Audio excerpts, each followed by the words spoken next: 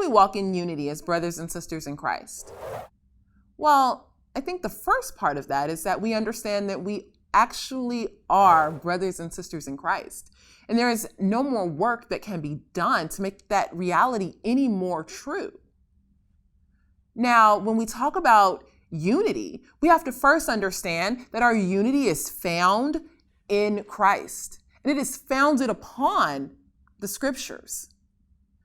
We must have a clear unifying doctrine. And then we can begin to walk humbly with one another, in patience, with grace, bearing the burdens of one another.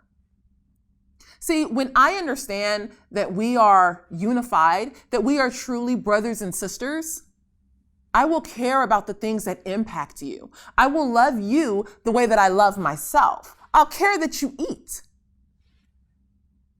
We walk in unity with one another as brothers and sisters in Christ by remembering to put one another before ourselves.